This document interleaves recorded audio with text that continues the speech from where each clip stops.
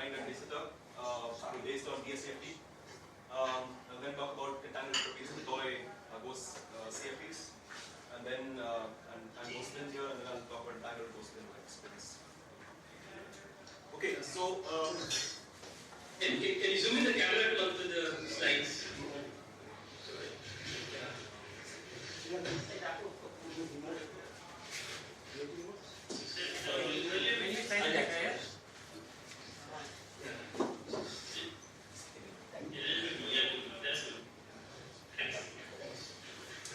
Right. So there have been a bunch of there's been a lot of discussion on entanglement, and so I'm going to dive in. So I'm going to just quickly review what Ryutakanagi was like. So this is what we know from Ryutakanagi. We start with a subsystem on a spatial slice. An entangled entropy. The proposal was that it's a minimal it's the area of a minimal surface that moves into the bulk, and it's a minimal surface. For instance, with the ground state with ADS D+1, a spatial slice is this. You just drop this piece, then we can calculate an extremal surface like this. It's got an area like that, and so on. Now, this is all well-known stuff. So last year I began studying some speculations on trying to generalize Ryutakanagi to Desiter space with this in a certain way. So let me just quickly tell you what elements of DSCFT I needed to keep in mind. So Desiter space is like that, right? This is that expression I'm writing here, but it's visible now. So tau is bulk time. This is a Poincare version of Desiter space. So DSCFT you can think of as encoding the fluctuations about Desiter space in a dual Euclidean non-unitary CFT on the boundary at future time negligibility. This is on a slight. It's sort of it's along the lines of there are parallels with DSCFT, but in detail it's very different. This was begun by Strominger and Witten and so on about many years back. In his paper on non-causalities, Martesina gave a reformulation of this where he noticed that this stuff can be rewritten as an analytic continuation from ADS, from UPT and ADS this way. And the precise version of DSCFT that this leads to is the statement that the Hartlog wave function derivative subject to certain regularity conditions at early times is equated to the CFT partition function. Okay. And if you follow this, then in the leading semi-classical approximation, you can read out the Regimontem, the dual Regimontem tensor correlation functions, the two-point function in particular, from this prescription, and this leads to a dual CFT center charge, which looks like this in a DSD+1. So in particular, this is rather exotic. It's negative or pure imaginary. So in particular for DS4, you get a negative center charge. Okay. The bulk, what you would ordinarily call bulk, regularity conditions and Euclidean ADS in the deep interior, boil down to bunch. Essentially, amount of analytic confirmation, under analytic confirmation to bunch Davies initial conditions in Desiter space, like that at early times, and you can calculate these potential space. Okay. So for just you said this to me earlier, but for even Desiters, they use real sample charges, but of positive or negative sign. Yeah. Right. And for odd Desiters, you have imaginary. So just to put this in, so the fact that you get these negative signs, so you could ask whether the CFT is supposed to make physical sense and so on, and it's not entirely clear at this level. What you can say is that if you use this prescription as a way to organize our understanding of Desiter space and its perturbations and so on, then you can think of the CFT as an organizing principle, so to speak. Whether it means that the CFT is supposed to be taken physically, it's unclear. But if you do that, then the CFT is rather exotic. The negative side is already exotic. So Aminos Hartman Strominger came up with a proposal for trying to think of a higher spin version of DS4 CFT3, where they thought of the CFT as a higher spin, as a collection of SPN ghost CFTs, anti-limiting scalars. For imaginary central charge, it's it's not get this something like that. Their proposal was in the context of de Sitter 4, right? Yes, which is where you get this negative sign. So negative sign, so negative central charge is at least something that we've seen in some contexts. It's what you would think of as ghost CFTs and imaginary central charge. You should construct it at some level formally, but I don't know what. This Hartle-Hawking wave function classically is it the following where you specify a metric on, let's say, the sphere, Yeah. and then you, in Euclidean space, you continue that to Einstein's equation with a positive cosmological constant, and with the boundary conditions that there's no boundary, Yeah. and that should give you a unique solution or discretely many solutions. That's right. Classically, you get discretely many solutions. That's right. But in this version, what you end up, what goes into this calculation is you start with digital space like this, study fluctuations about this, but subject them to these kinds of regularity conditions. So you can write the harmonic oscillator in this fashion, in fact, and that's so. So the generic fields here turn out to be a collection of harmonic oscillators, but subject to these kinds of boundary conditions. And this you can see is the analytic calculation of what you would call regularity. So that fields lie in the deep interior in ADS. So, but these are good ways to formulate these kinds of these highly oscillatory behaviors are certain ways. So this is a way to formulate the vacuum at early times. And once you do this, then you can write out fields and expand out the action semi-classically and read off correlation functions and so on. Real operator correlation functions. So that's what it is. That's the prescription in Minkowski space. That's right. But if you were, if you're actually doing Hartle-Hawking, Then this is what in Euclidean space, you just have to specify the late time value of the field, and then with no other boundary, it's a well-posed problem.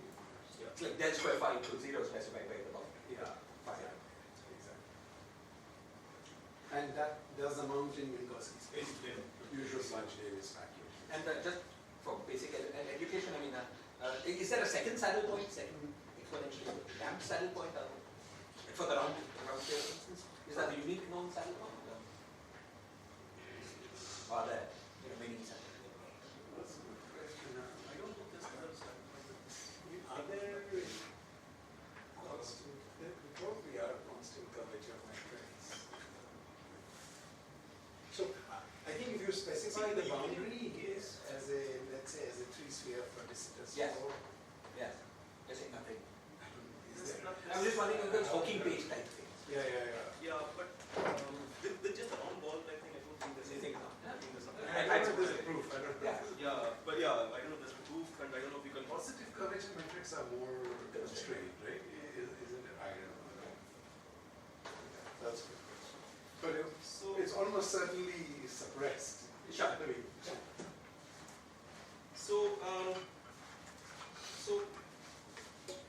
so one could ask if there's any generalization of Ryu-Takanagi to de Sitter space in this fashion. The idea, so the question would be then to start with some Euclidean time slice. So this, you would pick up one of these spatial directions here as Euclidean time slice, Euclidean time direction, which and on that constant Euclidean time slice, we pick up subregion at future time like infinity. This would presumably then correspond to some sort of code-dimension to external surface in the space, which fits into the bulk. So this would be a bulk analog of setting up an entanglement entropy in a dual Euclidean CFT. Okay. So to do this, what you would do is to start with this bulk, with this W constant slice and construct a spatial successor there. And no, the obvious concern here is that this means that the boundary is space-like, and so real surfaces will dip in, so they are time-like. And it's indeed the case, but it's not quite the case. So you might expect, based on what we've seen of entanglement entropy in field theory and in ADS-CFT, is that you might imagine that the central charge coefficient of the Lydian area lot type divergence must match the dual CFT central charge. If there's a subleading logarithmic divergence, then the coefficient of that divergence must match the uniform anomaly, and then maybe you would expect finite cutoff independent parts, which are side-dependent measures of entanglement and so on. So you just do this, what you get is you set up the area function like that, and for extremizes, what you end up with are surfaces like this. Okay. There's an important sign difference from ADS. You would have got a minus sign here. Instead we get a plus sign, this is just the way de Sitter is. Okay, so this is a surface that's on the constant slice, it goes in. And so this surface is really a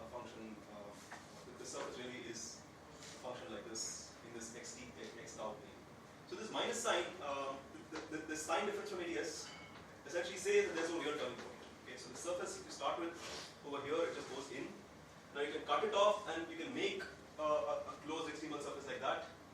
And in a limit, you can see that this surface essentially becomes a null surface. And this surface, this null surface basically has vanishing area. This essentially is a restriction of the past light cone of this subregion to this W equal to constant slice. Okay, that's what it boils down to. Okay.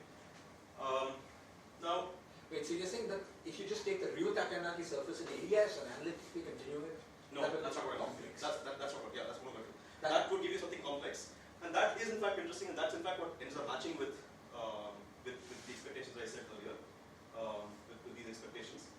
But I'm going to come to that very soon. If you just did this problem in Dister with the real surface and just did it with the metric as you would take it, then what you get is this. Real surfaces basically start like that. They start off and then they essentially become null. So under the schemization process, you get minimal area surfaces, they essentially are just null surfaces, and their area vanishes. So And the area of these null surfaces will be conjectured to be the entanglement entropy of the boundaries here. no, these null surfaces you have vanishing areas, so they're featureless. So in fact, you take any such thing, there are always these fast light cone wedges which you can restrict onto this W equal to constant size, and so it looks like there's no information there. If you want to ask about whether there's some expression like this which encodes dual entanglement, this dual safety entanglement. Now it could be that this is the final answer. This could be an answer. This may be that this is the final answer. But there's another answer which is interesting, which is what leads to this whole collection of things I'm going to tell you. Which is that if you start with the area functional and extremize, then the earliest and write it this way. There was this constant there, that the constant extremization, right? There's a concern quantity here which leads to constant extremization. That gives you this. If that earlier this a squared was negative, which is what led to the earlier real time solutions. From the other hand, if you flip that sign to take a squared in this fashion as positive, then you can see that near tau equal to 0, near the boundary, this surface looks, this equation looks like that, and this then tells you that the solution is something like this. Now this x is the spatial direction of the UCFT. You would want that to be real value, and that then forces the time direction to be like that, to be pure imaginary. Okay. Now you can then show that the width is also real and so on. So this leads to a complex single surface with time being parameterized along an imaginary path like that. And now there's the turning point. And this is just the analytic continuation. This ends up being the analytic continuation of Ryu-Takanagi ADS. Okay. And now this has useful features. This has at least some interesting features. What you get is that if you look at the corresponding area functional. Can you point out the difference? Like what both are extremal surfaces before the surface you were considering was also extremal in what? They are solutions to extremization equation. Yeah, but only the parameter you are taking. The parameter is being changed. You would not do something like this in ADS because you already get a turning point and there already is a candidate nice real extremal surface, which is what we expect. Here there's no such thing. So you ask, is there any other solution to this thing which at all might make sense, at all might be interesting, at all might fit those naive expectations earlier? And there is, and these turn out to be complex extremal surfaces. Now, whether you take this seriously, yeah. So it just be the Ryu-Takanagi answer with C continued in the right. With C as in? The central charge. And the central charge, yeah. So in fact that was in fact also what ended up boiling down to the Martesana prescription. So in fact, if you look at Martesana's prescription for DSCFT with the wave function was being equal to the partial function, this also was an analytic. This ended up being an analytic configuration as far as dual CFT observers are concerned. Not in the bulk. In the bulk, it's something completely different. But for dual CFT observers, it looks like this is an analytic configuration. But your central charge, you can see, is in fact just the analytic configuration of the central charge that we know of ADC. So the Ryu-Takanagi entropy goes like the CD. Yeah. So the Ryu-Takanagi expression that we get this complex schema surface goes like this. So this is the area of this surface for a strip-like region. So the leading area law type divergence has a central charge. Has a coefficient which looks like this, and that is the DSCFT. And that will become factors of minus. So this continuation. No. This is DS. This is the area of these complex But if I continue back. If you continue back, then that minus RDS squared is in fact R squared in ADS. So in fact, you could have thought of this. Yeah. There's another integration you could do, which given that you directly have the wave function, you could just directly take the wave function and compute the entanglement effect. That would give you a well-defined answer. I mean, unlike ADS-CFT, in this situation you really have the wave function and the wave text size. So you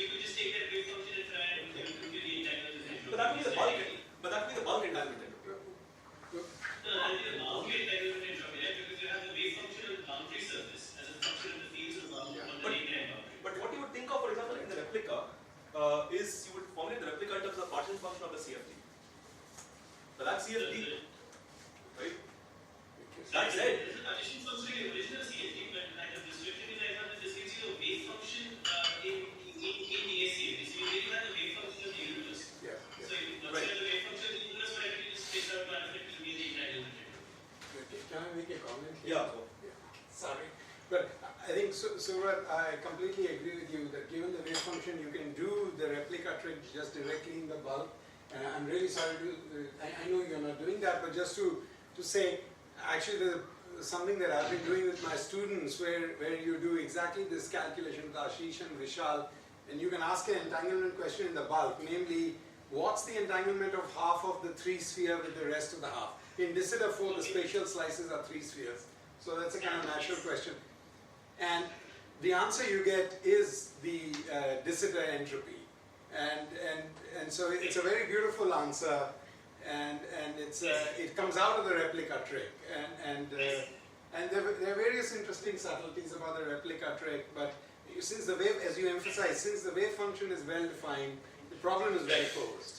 And you're still trying to understand it. There's a lot more, I think, to do there, but I think I completely agree with the spirit of your question. From the bulk point of view, But at the bulk- you're trying to ask something else, but That's a bulk from the entanglement. bulk point. That's a very fine question. That's a bulk entanglement. No, but I think Subrat's point was that the wave function was the wave function on the boundary. That's true. But So what other entanglement is there other than of that wave?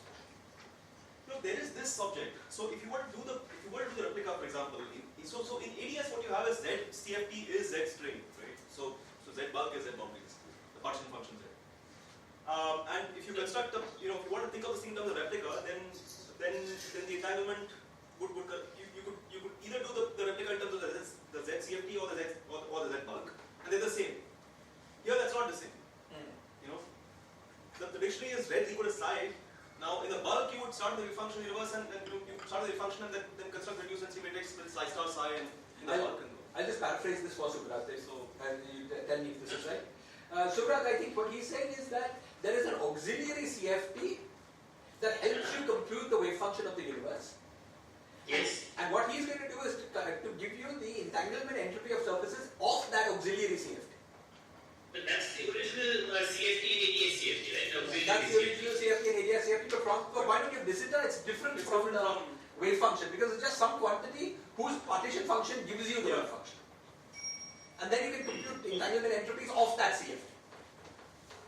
Right, because I was only very expected that would be the original result, I mean, the energy contribution of the original result. That's right. And I think that's what he's saying. That's what I've got to. So I see. the statement is that the analytic contribution of Lucia in the bulk is not what gives you the bulk entanglement. This is something else. At least if you formulate it like this. So One question. yeah. What are the important turning points in your discussion? So the importance of turning points here was just if you look at the Lucia prescription, what you do is you start with just go back to the picture. Yeah. So the picture was this, right? So if you look at the surface, this is ADS. Now this is a constant time slice. You start with the surface here. It dips in, but this is an optimization thing. The surface by its own tension wants to come back to the surface, but it can lower its area by going into the bulk. This gravity. So this surface tries to optimize. Right. There's no such optimization in de Sitter. Okay, so this surface basically starts dipping in, but then it just goes on. It just goes in. I see. That minus sign essentially is a reflection of that, of the fact that there's just no optimization this way. You can construct these kinds of circles that just go all the way in. Then the natural boundary is just all the way in. And then there's no finite part. The finite part really comes from somewhere I in the deep interior, from the turning point region. Nana, Subrat's question suggests an obvious question. Is there any relationship between this entanglement in the CFT and the entanglement in your wave function? Which seems like the more physical quantity. Exactly. for that. And I think there has to be, but it's not something I can see right away. So whatever bulk entanglement It's a very different calculation. whatever bulk entanglement you get will give you bulk observers. You won't get minus signs. You won't get this just doesn't make any sense. This is not something that you will see in a cosmology point of view. What you can do, I think, on the other hand, is that since Z is psi, if you set up a replica in the bulk, this would really be psi star psi in the bulk reduced matrix. That would amount to Z star Z, and there should be some auxiliary thing that you can calculate in the CFT. So that would not be the replica. It would not be the replica as you So formed it. actually, that's right. So actually, I would turn it around and say, we know in the bulk what is the natural quantity to compute. And this suggests something in the CFT. And it's not the It's standard not the standard entanglement. It's something else. It is more that you, in these Euclidean CFTs where anyway you don't have a natural notion of time, Yeah. you don't choose these codimension 2 surfaces, but rather you choose codimension 1 surfaces, and you Yeah. take the product of Z and Z star and glue accordingly. And so, Yeah. on. So it actually suggests a new quantity. That's something new, and I think there should You be a take calculation this that kind. There should be a calculation that kind. Now I'm a little confused. I thought earlier, so I mean, ideally you want to look at entanglement in the wave function, which does correspond to looking at Z star Z and integrating over the sources. Right. Or do you want to look at entanglement in the original CFT? I thought Shiraz was saying you want to look at entanglement in the original CFT, but now you seem to be suggesting that you want to look at the entanglement of the wave function of the universe, which is what Sandeep was mentioning. There are two calculations there. One is the entanglement in the real CFT, which is what I've been talking about, which looks like it's an analytic configuration of Lutakan against one. There's another, which is what you would do in the bulk, which would be the resistance matrix for the wave function, which involves psi star psi. That would involve a new calculation in the CFT, which involves the quantity Z star Z. Z star Z. That I don't want to. That I think there's an interesting story there about what that might mean in the CFT, if at all. But this is not going into me. So what follows is not in that direction. I'm sorry to just to understand. If we wanted to compute Sandeep's quantity for an arbitrary region, you do it using the replica trick on the boundary of ADS, right? And the cut boundary of DS. Oh, DS. Yeah. Yes. And so that would then be related to some partition function of this putative funny CFT. And could one just analytically continue that partition function back to ADS and see what path integrals corresponded to? See, you would never calculate something like Z star Z in ADS. It's just not something. I mean, the psi star psi actually makes a lot of sense in this DS context because there are pure imaginary pieces which cancel, there are divergent counter terms which cancel and so on between psi and psi star, which is why you get the probability measure mod psi squared as something real and so on. Let me try to. You know, sorry, Subrat, go. I was just going I was just saying the wave function is Gaussian to leading order, right? You actually have a Gaussian wave function. So it's not such a hard computation to do psi star psi and compute the entanglement. No, it's more than that. It's only Gaussian for the small fluctuation. Yeah, the classical pieces. It's like saying that in large N the theory is Gaussian, but we know there's a beautiful black hole entropy, which the Gaussian. Sure, I understand. That was actually the motivation for our work. Sorry, but you should go on with this. The CMB gives you the dull part of the entanglement because it computes the Gaussian fluctuations. But there's a more non-trivial part. Okay, anyway, but just to come back to Shiraz's point, and then I'll really stop. Sorry, Narayan. The point is that the continuation from de Sitter to ADS doesn't cover all of de Sitter because what you continue is the Poincaré patch. Yeah. And for entanglement, you want the whole of de Sitter because part of the entanglement is arising from the part which is not In some ways, in the Poincaré patch. And so, In the boundary, if you just have some well-defined, the boundary of de Sitter, you have some well-defined replica trick.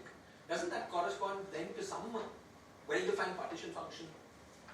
no, but all of de Sitter doesn't continue to ADS. You mean you see this even in the boundary? Okay, now wait a minute. Euclidean DS probably will continue. So if there's any boundary statement that Integral is the square of the partition function.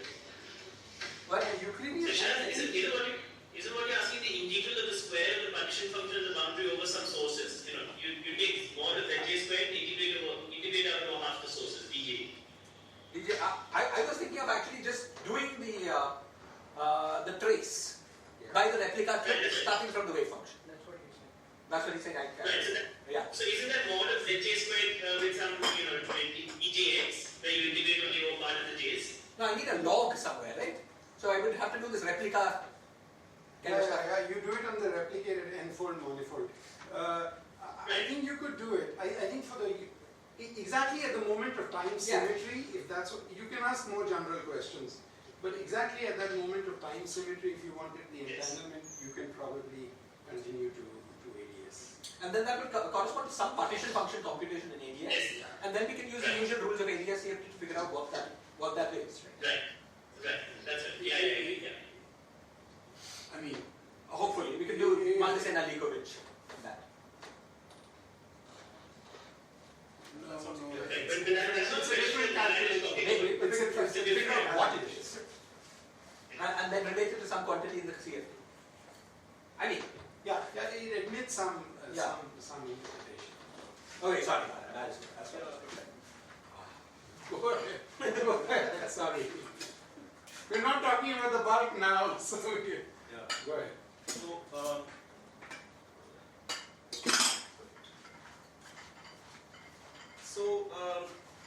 so this quantity is the analytic equation of Ryutakagi essentially, and it boils down to something like this. And what you get is you can do something like this for more general for other ESDA plus one. You get something similar. What you end up with is something like this. Okay, so this is essentially the analytic equation of Ryutakagi. What you get is this: the leading area or divergence gives you something like that, which matches the DSCFT versions. There is a finite cutoff independent piece. For spherical extremal surfaces, it turns out that there is a similar story, but the subleading logarithmic divergence has a coefficient which matches the anomaly coefficient and so on, and it matches the corresponding coefficient in the function plus spherical classical. now because it's analytic continuation of Ryutakagi, everything that works for Ryutakagi will work here, right? Up to Yeah, except the interpretation is very different, right? I mean, I don't even know, I'm not sure what this means, and in the end, what you find is a negative sign, you know, in the DS code. Okay. What does negative entanglement mean? You know? The question is I don't what even know is interpretation. so I don't even know what this means. I don't even know if you can ever recover something like this from a field theory calculation.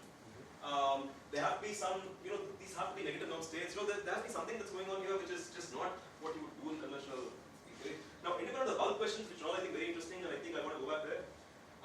This just begs the question about whether you can ever do something like this and recover something like this in a field theory. It'll come back. Okay. Now, if you had a minus sign, you know, I'm just going to focus on DS4 where I get the minus sign and I think it's clear. It's better to find the pure imaginary and so on for the time being. Now, if you could do this, then you can study the analog of mutual information by, again, in terms of the external surfaces, and this is negative different. It's not positive different, so strong subadaptivity does not apply here. If you consider two strip subregions with different widths, then you can see that the bigger subregion is more ordered than the smaller one, which again counter to what you would do in a conventional unitary CFT. If you add an entropic C function, the entropic C function suggests that this is just exactly counter to that. This is saying that as you go to long wavelengths, the central charge, the coefficient, this entropic C function increases.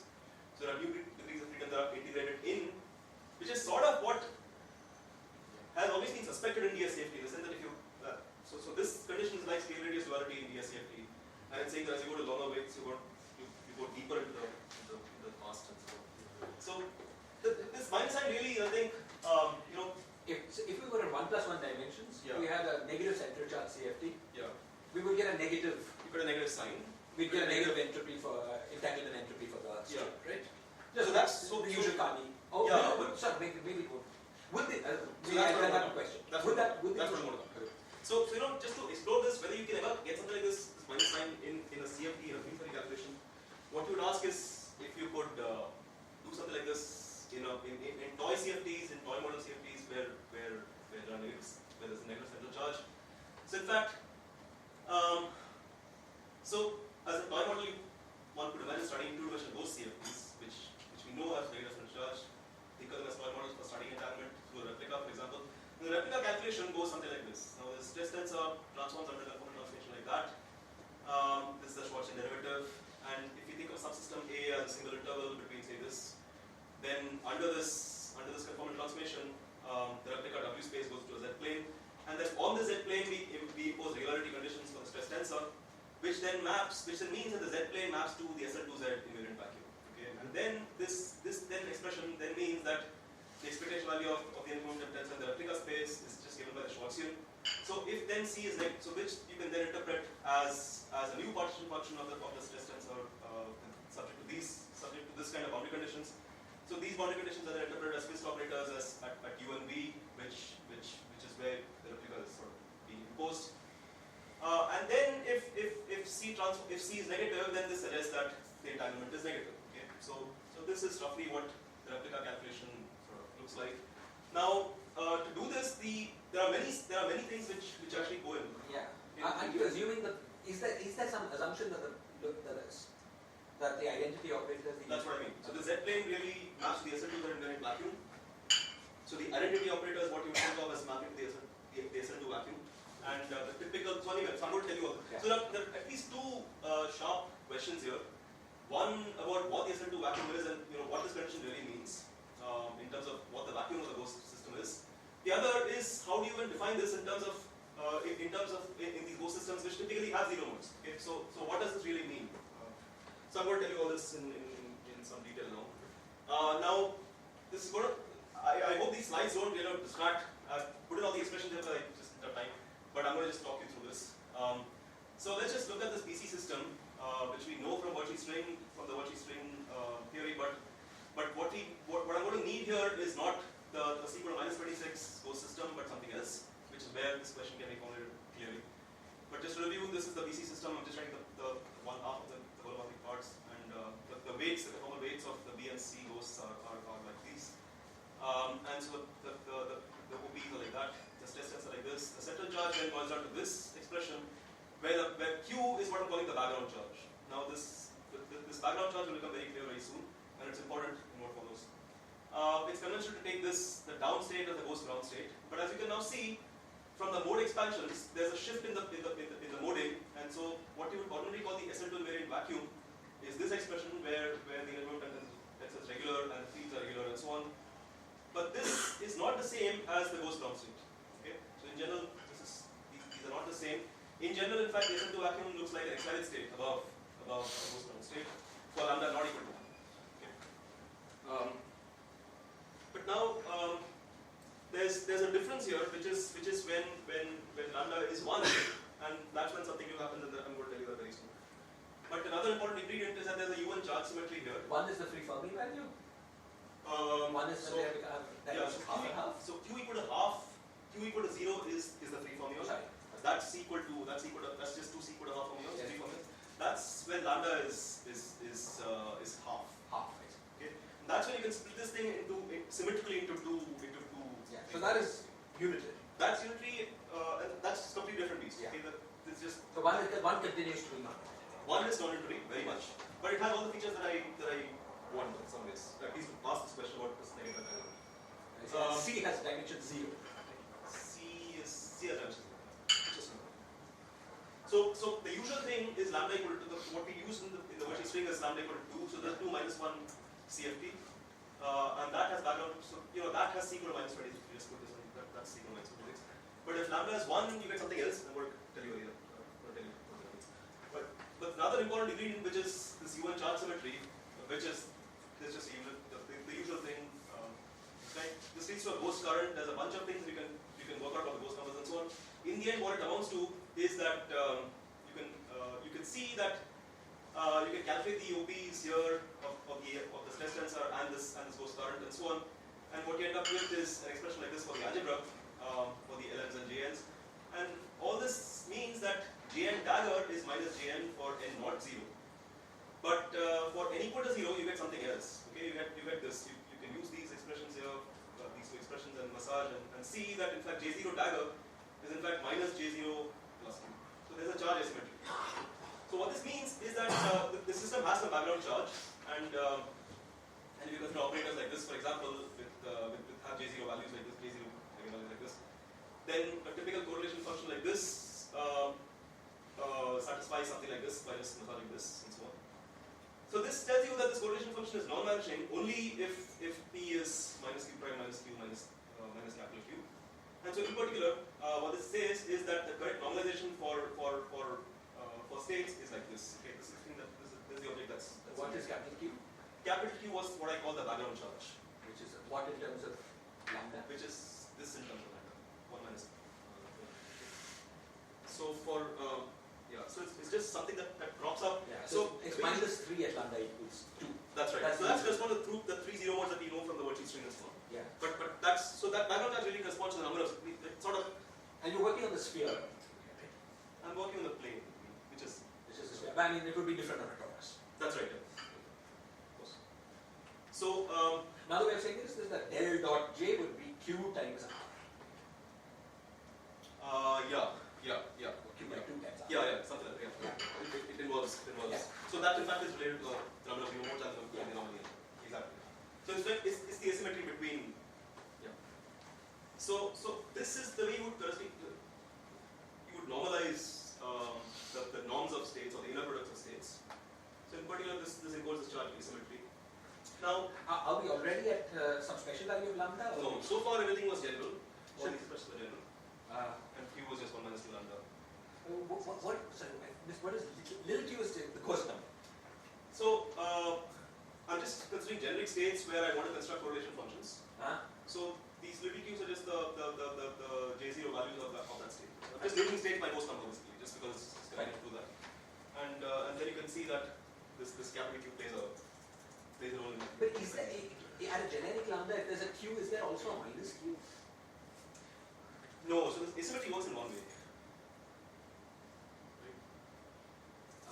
So J0 dagger is minus J0 plus Q. So yeah, okay, you're right. Sorry. I know.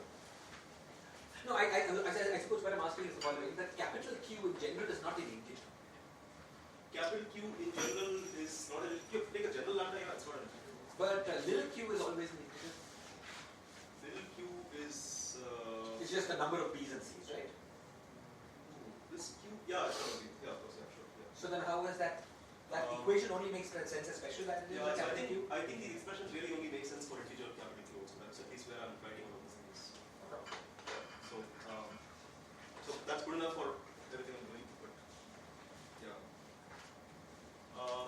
there may be more general consistency conditions on what the capital Q should be by looking at the system in general. I think that's probably true. Might be very. Yeah. I think that at general values of lambda, the Hilbert space interpretation of the BC system It's probably complicated, yeah. So all this really only makes sense, you know. So I'm trying to do this in a way that makes the interpretation of these inner products on at least recognizable. So that's what I want to stick to. And happily, that's good enough for the purpose I'm trying to do. So at lambda equal to 1, I'm going to specialize. The conformal weights are these, and this corresponds to a C equal to -2 BC system with now the background charge is -1. And in this case now, if you look at the conditions on the ghost ground state or the SL2 vacuum, in fact they are the same. So the SL2 vacuum, in fact, in this case coincides with the ghost ground state. Okay. And the smallest non-vanished correlation function, something like this now in this case, there's just a single zero mode that is C0. And so in fact a typical 2-point function like this, for example, the BC 2-point function looks like this. And this necessarily involves the insertion of C0, which is to recover a non-zero answer. And there's now a plethora of negative norm states with zero non-negative. Okay, so for example, something like this is a simple example of a negative norm state. Okay, and now you could ask.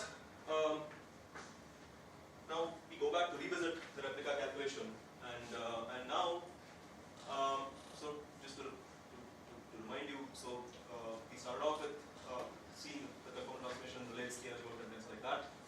So if I pick the z plane to correspond to the SL2 vacuum, this then can allows reading of the algebra tensor expectation element of the Schwarzian, and that then can be interpreted as in terms of partial function the Rasmus operator is one like this. Okay. But now this replica argument is only useful in the ghost ground state if it is the SL2 vacuum, because this is where this whole thing was defined.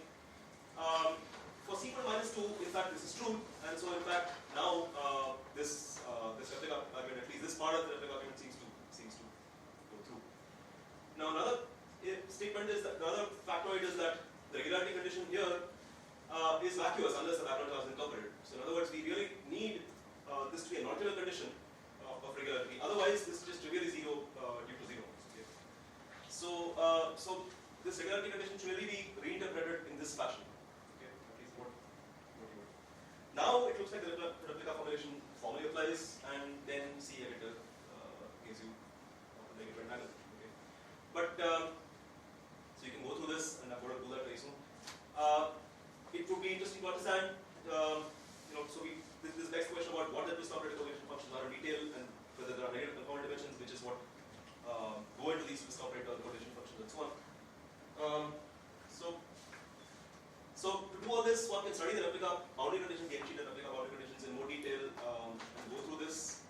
and this works to study the twist operator conformal dimensions. Is just simple to study an orthofold of the BC system. So all these things have been actually studied independently in the context of logarithmic CFTs and so on, and the BC systems which are non-logarithmic subsectors of these logarithmic CFTs. So some of this is sort of just essentially dovetailing with that. But if you look at the orthofold of say a Zn orthofold of the BC system, it looks like the boundary conditions are like that, and the twist ground state looks like this. Now in the twist sector, there's no zero mode, but the untwisted sector, zero modes exist. Okay. So, what are you orthofolding by? Rotations. Yeah. And so that as you go around, Yeah. so it's just by Coase number. I suggest that this is 1 by nth of Coase number. What is Yeah. k by n? What is n? So n is just this label of the orthofold. And k is the twist sector. K is the twist sector. I see. So you do a discrete ghost rotation. That's right. Yeah. Ghost rotation by angle to pi I by capital N. That's what you're. That's what that is. So don't get lost. So now you're describing the calculation on the n-sheeted Yeah. replicated manifold. The ancient replicated manifold, but if you diagonalize these fields, then the replica boundary conditions essentially amount to orthofold like boundary conditions. Yeah. Standard orthofold like boundary conditions. Okay. Therefore, I want to simulate. I want to just ask what an orthofold CFT looks, an orthofold of the BC system looks like, Okay. and that I know how to do. And but if you do this, then you can read off. You can study the twist operators and so on in some detail and just see what it looks like. You already know the answer. Now you're trying to look at. Yeah, in some more detail, just to see what the ingredients that went into this calculation. So you can do all this, and this is just the orthofold system in some more detail. You can study the twist sector in some more detail and so on, and you can rewrite all these expressions in terms of twist fields, and this is what the twist field is. This is what the twist field OPs look like, and so on.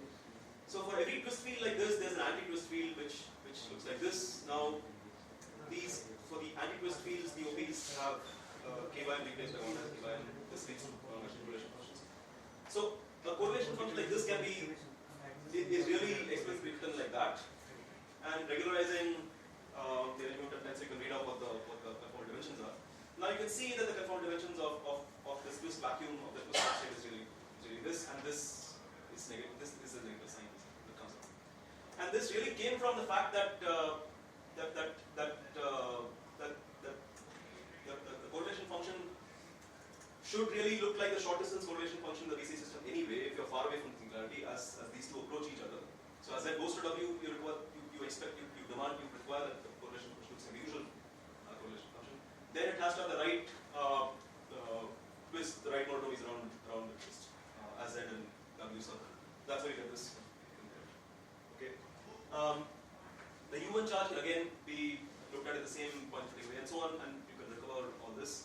So in the end, what happens is that the twist field has conformal dimension like this, and the U1 charge is k by n. The anti-twist has again the same conformal dimension, but the U1 charge is 1 minus k by n. And so now, if you look at the replica question itself, it was something like this. And what we really the statement is that the non-vanishing twist field correlation function also requires the U1 charge to cancel the background charge when you calculate it in the untwisted vacuum. Okay, so when I write an expression like that, I really am calculating the correlation function of these twist operators in the untwisted SL2 vacuum, because away from the interval, there's this this thing looks like a regular untwisted object. Now, if I study these correlation functions like that, then the correct condition for the U1 charges should be something like this. So in particular, a non-vanishing two-point function has this form, and so you can now see that in fact the replica calculation gives you something like that. And this is where the negative dimensions are gone in, and that's what then gives you just, and that gives you the minus. In other words, the neighborhood of each of these locations contains no zero mode, but in the end goes to one limit.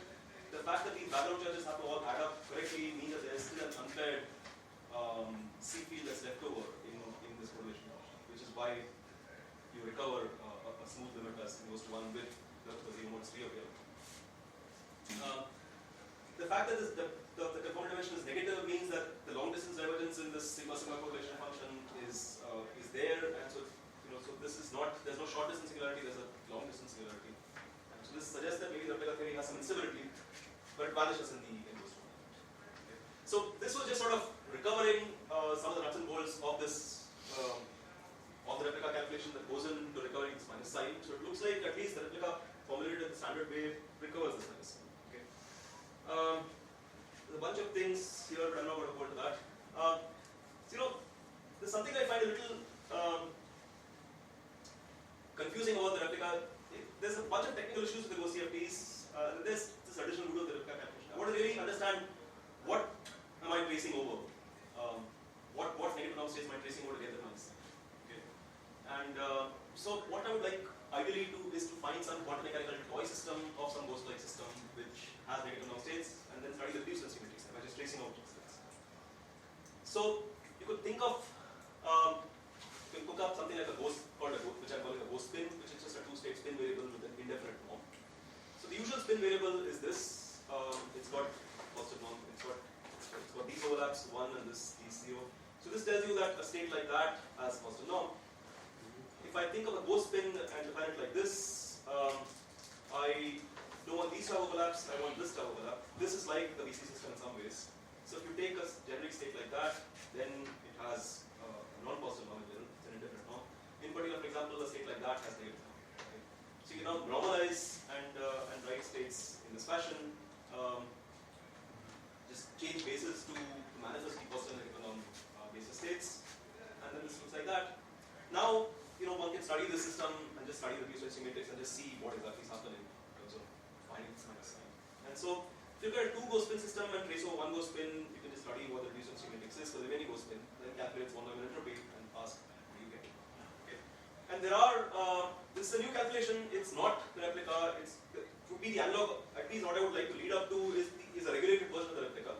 But here there's just some simple quantum mechanical thing, to just ask what do you get. Okay, so this is what this looks like. The important thing to note is that the contractions here that go into the norm all involve this indefinite metric, which is +1 for plus and minus 1 for minus plus. So there's these minus signs that come in, which is what changes things. Okay. Can I ask a question? Maybe it was part of your thinking, I'm sure. Which is, if you take these SP theories that Strominger defined,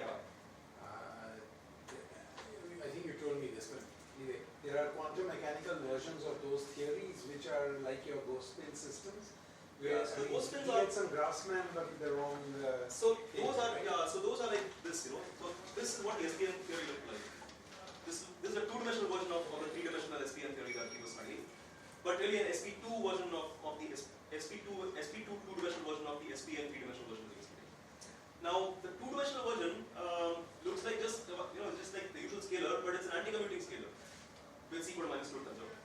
Now there are 0 modes here. So the point is that these are again Grassmann variables, and so there are again 0 modes, and those 0 modes in this context actually amount to saying that there are logarithmic partners of logarithmic fields for partner fields for every field. So in particular for the identity operator, there's a logarithmic partner which is the chi-bar type composite.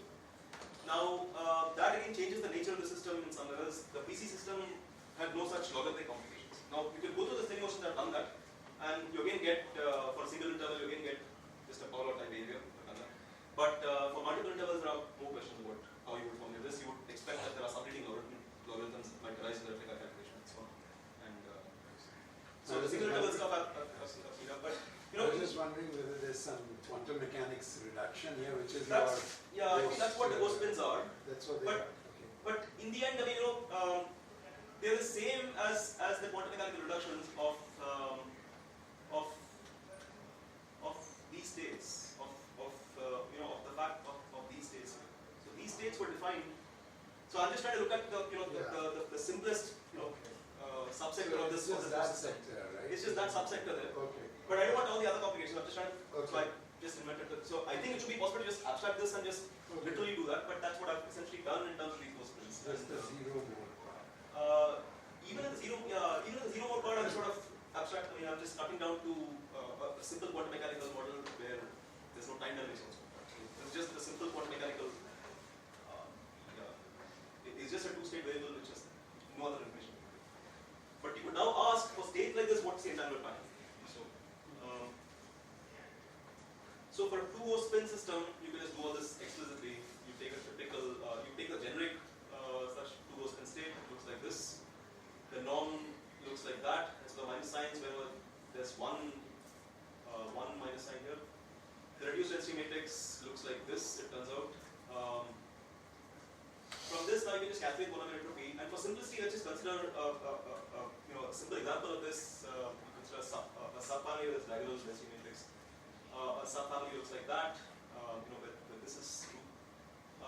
Now you can just calculate what this is, and what you end up finding is that that you need to define the logarithm, the log of the density matrix appropriately. To do that, it's important to define the reduced density matrix, which is like that. So that now the log can be defined as an expansion. And in terms of all that is what these expressions are written. Okay, so these things have to be compact in the right way and so on. So once you do all that, then this is what reduced density matrix looks like for this simple subfamily of states. And as you can see now, the reduced density matrix looks like this. It has components like that. And what this interestingly means is that the location of the negative eigenvalue changes depending on whether it's positive norm or negative norm, whether the state is positive norm or negative.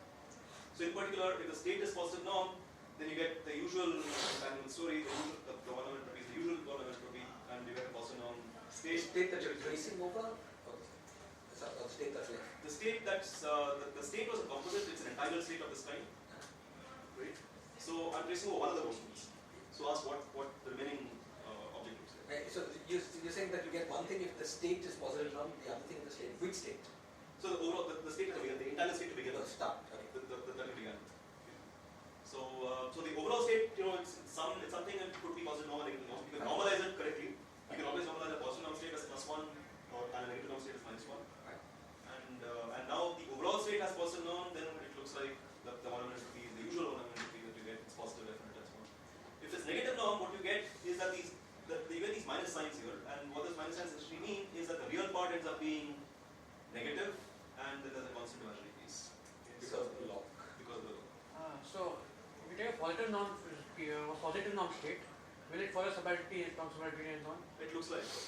But the negative norm state follow the exact opposite of subality. Follows the exact opposite for this simple subfamily, but you'll actually see much more complicated behavior. I mean, it's just new behavior as you go. But in the field theory, where in your slide data, the entanglement behave exactly as minus of normal entanglement, right? Yeah, but see, that's true. So, But in this language, I'm going to come back to that later. So for timing, let's just proceed with this and just see what we get. So for 2 Go spins, this is what the structure is. Yeah. Positive, sorry, your basis has two positive, like plus plus and minus minus are positive norm, That's right. and plus minus minus plus are. So you could have a state which has overall positive, say overall negative norm with some positive norm components. That's right. And then if you did P log P, Yeah. do you always, where do you get the I pi? You get that because on how much So positive. yeah, you get that because this the relative minus sign here, right, soaks up precisely the way you want it to soak up. But you'll see exactly what you're asking very soon in the next case where I'm going to talk about slightly more things where I couple these Go spins to ordinary spins. But at least here you can see that there's some element of that has gone in, which is that these negative eigenvalues in the reduced density matrix, which came from negative norm states, were the thing that gave rise to the minus sign in the entanglement.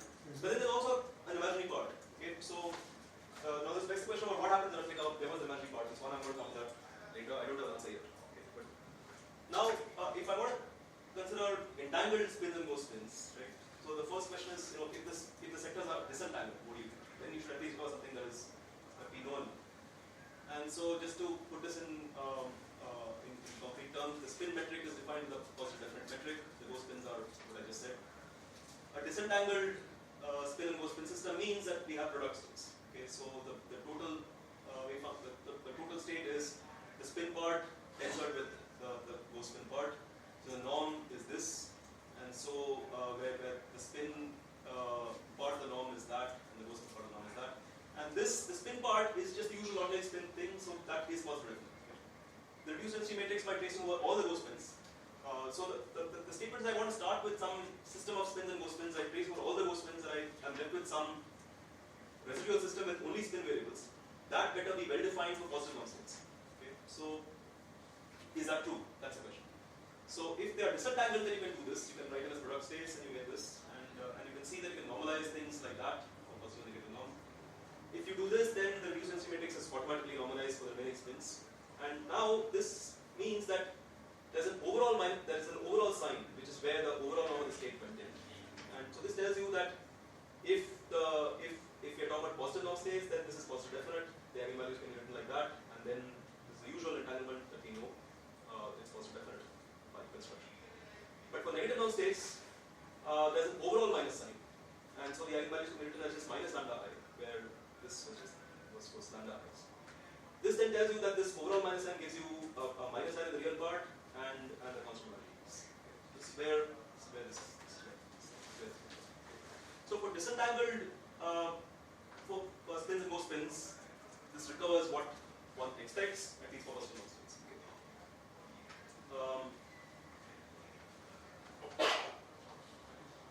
Now, in the cases where, this was relatively simple. For the cases where the spins are disentangled from those spins, all that they do is give an overall sign, and that sign is innocuous for positive norm states, which is where I would like to hold a crutch. And but if the spins and co-spins are entangled, then you get new things. Okay, and we have to require something as a physical requirement, and so. If it starts, so I'm going to tell you one of the simplest examples where something useful happens or something interesting happens, which is the case of one spin and two spins entangled. So the state will be written like that, with the first index being the spin index and the second two indices being the spin indices. So the norm of the generic state looks like that, and the contractions have to be done in the correct way with a positive definite metric in spin variables and a definite one. The reduced density matrix can be written like this. One way to contract. What we require is that after tracing over all the spins, the reduced density matrix is for spins alone. Now one requires that at least positive norm states must give you positive entanglement. Okay. Sorry, Now, why do you need to put in a requirement? You'll see. It's not true otherwise. It's not true in general. I see, but isn't the prescription like completely uniquely defined? It's prescription uniquely defined. The answers don't give you what you think they should. So the requirement is that after tracing over all the spins, the reduced density matrix is for spin variables alone. So you might think that this should be the same as what you would get if you just formulate this in terms of entirely physical variables. Okay, entirely in terms of physical variables. Then you don't expect positive norm states to give you something strange. You expect that positive norm states will give you positive entanglement. Okay. But I want to now see how this works out in this case, where I consider the full system and trace over all the spins. Okay. It turns out that I need to require this, as you'll see. Okay. So, as a simple subcase, you can see that whenever there are even numbers of spins, as in the case there are two spins, you can always construct these correlated spin states where the spin variables, the spin values are the same. So, this is a general such state of this kind. These things are necessarily positive norm because all the minus signs cancel in pairs. So you can see that this is positive, that's positive, and so on. Okay. So this is manifestly a positive norm state, and so it's manifestly positive. Okay. But if you construct more general such families of states, then it's not true. So to illustrate this, consider a subfamily of states which looks like this. The reduced density matrix looks like that for the simple family turns out. And now you can see that the entanglement can be parameterized in terms of this, where this is the way the reduced density matrix is being parameterized. And now you can see that there are multiple variables here. Okay, so this sort of thing that you were asking earlier. There seem to be multiple ways in which you can break up the reduced density matrix and the norm. And in fact, what goes into the entanglement entropy is parts of the reduced density matrix, various subcombinations of them. And so indeed, it's true that even though the overall state was positive norm, the 1 over entropy picks up parts of that, and so you still recover minus sign. There are still minus signs that are left over. And so there are positive norm states of this kind where this variable x that I'm calling it here, one of the breakups here of this norm, was negative, and so this amounted to rho plus plus being positive, this component being negative, and this being positive. That ended up giving you 1 150, which has a negative real part and an imaginary part which is not constant. It depends on the string of the part. Now the reason this component here, the conventional component, is a component of the invert space that's continuously connected to the correlated ghost spin sector, which was entirely positive. And so small deformations you don't expect will change positively, and that's why this component is what it is, and that's why this is the conventional. For negative norm states, you get again new things. There are various subcases here where new patterns come in. And, so this is what I mean by saying that one had to require for positive norm states that positive norm states give you positive entanglement, and it's in general. I'm sorry. What did you get from requiring it? You have to exclude something, right? So so this is saying that this statement is only true. So so here's this is a general expression of all entanglement patterns here. And if you require that, then the entanglement entropy is positive in that component of the. So you're saying that if you take some state which gives you a reduced information with positive eigenvalues, you get positive entanglement. Yeah. Okay. But it's only true in some subsector. It's not true in general. So there are positive norm states which are not which don't fit that pattern. Okay. Now you could ask whether these things can ever be realized in a convention as the ground states, for example, or something of some nice Hamiltonian or something. That's not clear. So this is all this is just state information, and it's probably telling you that states like this may not be feasible or whatever. Okay. Now with odd ghost spins, things are strange. With odd ghost spins, you can do the same. You can go through the same motion. The simplest example is with just one spin and one ghost spin, which are entangled. And the simplest such example is in fact this simple case where I start with something like this. But now the reduced density matrix has again minus signs, and this then amounts to saying that positive norm states in fact do not have positive entanglement. Okay? You get something strange. Okay? So although it's a positive norm state, it turns out that the real part is negative, and you can do something. You can see something similar for negative norm states. So the result is also in fact true for more general entangled states. It turns out, and it's also true for multiple spins entangled with a single ghost spin. So in other words, the bottom line here is that odd numbers of ghost spins seem to be not having a good interpretation. Again, with multiple ghost spins, there are similar things that emerge. There are weird entangled states where you can construct an n ghost spin analog of what I just said earlier, where I start with something like this, a simple entangled state like this, but the fact that there are these minus signs that come in from just the contractions of the metric of the ghost spin metric mean that the entanglement entropy has new things going on. So in particular, if n is odd, you get strange things. For n even, it's all relative. The same thing is sort of true for one spin entangled with n ghost spins. Now, so this sort of finishes this part, which is a bit technical and it's just a matter of calculating and seeing what you get. You can now ask the question about how this dovetails with what replica calculation was and what the BC ghost system itself was. And what it begs is the question about what a regularization of the BC ghost system could be as maybe a lattice discretization. Okay? And then you could just ask if you could do this and just see exactly what's going on. Okay? So I don't know. This is something that I would think about. And there's another question about whether there are just conceptual issues with L pairs of spins and ghost spins entanglement. That's one more generally, which I don't know. Is something new? It's some new object, and the calculations all seem consistent, and it seems to hang together for even numbers of ghost spins. You could just ask, are there more conceptual things that change in strange ways? I don't know. So, okay. So, and all this of course goes back to this question about what one really means by entanglement entropy as a probe of the SCFT at all, and what this might mean in that context. So I'm going to stop here.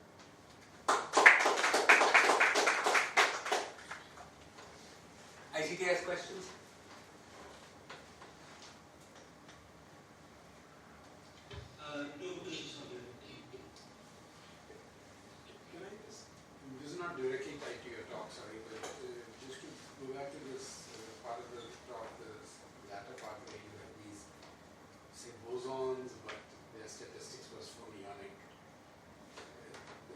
sense in which if you have two fermions even far away, that they carry sort of part of their entanglement just because of their statistics, right? That they remember when you move them around that there's a phase of -1 or something. And I was just wondering whether if you had anions and they are far away, you start them off as bosons. I mean, is there a way by which you can make the statistics part of entanglement a little more precise by studying anions? Yeah, Just use so non-relativistic ones and just Yeah, so in fact, this is something I've been mulling over, and I'll tell you the context. So you saw that in DSKP itself, the central charges were pure imaginary for the odd cases. Right? So these ghost spins and so on only recover clearly, they're a part of the ghost system which is negative central charge. You could ask if there are analogs of ghost spins which are not negative norm and analogous to negative central charge, but really toy models for imaginary central charge. And I think there should be, but I can't think of them correctly. So I think if one does something like that, then probably at least one could come up with a quantum mechanical model where something like that could be reduced. I wasn't thinking of something as exotic as imaginary. Yeah, but to answer the question concretely, in the absence of the concrete, I don't know how to. So, just on your fermion statement, can you make that statement precise? No, I'm not sure. I mean, that's why I was wondering whether if one had a phase, one might be able to. I mean, is there a sense in which the fermionic system has part of its entanglement just due to statistics? I mean, question. Yeah, because There seems to be, some But where where is the? What's the intuition for the question? But the intuition is that there is a correlation between fermionic system, which is just sort of statistical. It's not precise. I don't know. Is that precise? Maybe yeah, it could be but, precise. Yeah. if you have like two fermions just sitting there, this guy spin up, this guy total spin 0, but this spin half. So the state has to be up, down, minus, down, up. Yeah, it cannot Just be. because of statistics as a log to entanglement here. But the same is true of bosons, right? Yeah, same is true of bosons. Why would you? Yeah, why is that? I think the statement might be that, I don't know, spin 0 has to be up, down, minus, down, up. Yeah, that's exactly right. It cannot be up, down, plus, down, up. Yeah, so basically, somehow because of this symmetrization, the Hilbert sphere doesn't factor properly, and that's what giving you this extra entanglement. Yeah, that's what I was thinking. That And in in any which of way, I don't have a precise formulation, but there's some sense in which. But the Hilbert space does factorize, so I don't know. Yeah. I mean, there is a Fox space. There's a Fox space. There's a local field psi of x. no, but yeah. the two particle vector is not factorable. That's right. But, so I just want, first, just in this case, let's find a precise entanglement question you want to ask. Yeah. So one thing might be to find the entanglement of some region with some other Right. in the second quantized. That's what I had in mind. Yeah. Okay. Now in this we could look at the entanglement of a two-particle state. Correct. This is a well-defined question. Well defined. Maybe you can put one of the particles in the first region, the second one outside. Correct. Okay. And now you could ask how much does this entanglement exceed that of the vacuum? Yes. Correct. And you're saying that you should say that there's a log 2 plus perhaps something else. Yes. And this would be true whether it was fermionic or bosonic. Yes. However, Sandeep would be saying that suppose now we interpolate between fermionic statistics and bosonic statistics, we might find some interesting dependence on theta. Yes. And in fact, Just just to begin, I should know this, but if you just took the fermionic case, there is there is a local Hilbert space. No, I have local. In some approximation, I have psi at xi as a local operator. I have a Fox space. so see, As that's long as you're around multi-particle states. Which I'm aligned. Yeah. So there's a local, everything is nice and it's okay. But yet there is, so that's why I don't think no, so the point is the two-particle sector, there's a huge Hilbert space, which is the entire Fox space. That factorizes because that has a field theory interpretation. The two-particle sector does not have field theory interpretation. The two-particle sector, it has to come in this AB minus BA sort of forms. Yeah. Yeah, but because of the first statement, there's a well-defined notion of entanglement entropy Yes, associated with exactly. position. Yeah. So you can then compute the entanglement of a particular two particle state. Yeah. It's a well-defined question. Yeah. And you would see a log 2, you say. Yeah. Uh, For and any if- theta. For any theta from interpolate from between bosons and fermions, in the simple thing you'll always get log 2. But Probably in the higher regions, higher particles, you might see something more interesting. But bosons have the possibility of getting no log 2 because you can have a plus plus. Okay. But actually, firstly, if you separate them, if one wave function is here and the other is there, then how are bosons and fermions? There's still a sense in which there's statistics, right? Or is there not? I mean, if I exchange the two, keeping them very far away, don't I always get a factor of, in the wave function I pi? Just because it's an antisymmetrized state. Yeah. I mean, I could say that about two electrons also, right? Here and in Andromeda. The wave functions are highly localized, but the spins are correlated, right? You know what I mean? And that's the EPR, that's the entanglement. Oh, never mind. It's an aside. I've just wondered vaguely about it. I guess I mean, these things really matter when they interfere. Now, you know this better. Okay, but no, not quite, Not because quite. you can do other things, you can do other interesting things, and that's the whole. But in the anionic case, you know, if you thought of the anion as either statistics or as a gauge field, Yeah. there might be some. That's very nice. That sounds very interesting. I think there's an interesting question there. I don't know. In anyone, the general thing is that there's no one particle Hilbert space or two particle Hilbert space. I mean, that's why you have this thing called quantum dimension, which is irrational and stuff, right? So it's kind of, you can't really talk about the entanglement between two anyons in any simple way because This I don't understand. What's wrong with the two particle Hilbert space on the sphere, for instance? when you have anyons, wait, Non-relativistic anions, I can put two of them on the sphere. Nothing wrong with that. but there's no simple Hilbert space interpretation of this. It's not a Fock space. You don't have a Fock space, but you have a Hilbert space. No, just the two particle sector is not a Hilbert space. Why not? I've got wave functions. One goes around the other, picks up a phase. This is well defined. Which basically the fact, I don't know how to say it correctly, but you know how in anyons the wave function is always the fusion channel. It's this fact that there's no, the two particle Hilbert space, the non-factorization is much more severe here. Because it's always Non-factorization, but I think two particle Hilbert space is well defined. Yeah, it is, sorry, I said that wrong. Yes. The non-factorization is very severe. Yeah, I agree with it. Yeah. So Sorry, basically, this basically means that H is not H particle 1 plus H particle 2. That's right. That's right. So no, there's no entanglement question within the two particle Hilbert space. But there is still a spatial question.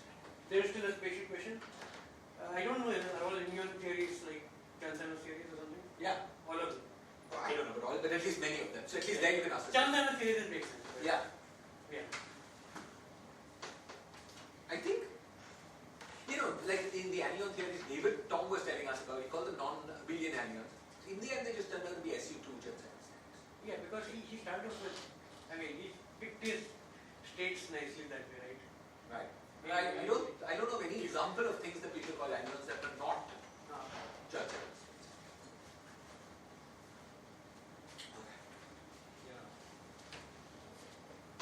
Okay, other questions? Yeah. So, isn't there some notion that in free field theories you can express the density matrix purely in terms of two-point functions as well?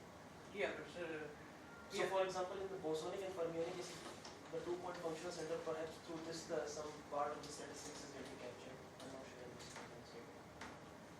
Yeah, of course. In the reduced density matrix. I don't even know that first statement. So what was the statement? So, the reduced density matrix in the case of free field theories can be expressed purely in terms of the two-point functions. Because it's Gaussian, you talk only in terms of variances. Since the two-point functions are again, perhaps a phase dependence can appear through that.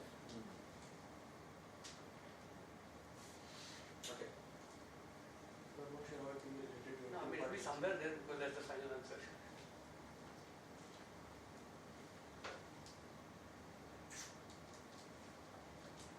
Other questions?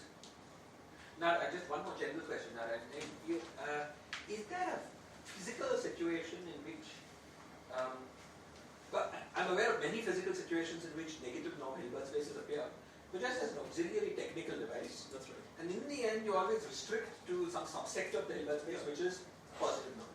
We do that in H theories, we do Which is that in exactly string theory. Yeah, which is exactly the intuition here, where I want to trace over all the ghost strings, and then I ask what the system looks like for just the ordinary strings. But if we're going to do that, then we can just, then there's always some sort of BRST cohomology class That's right. of positive norm space that defines the physical Hilbert space, and we That's can just compute the entanglement entropy in that physical Hilbert space. Yeah, of course.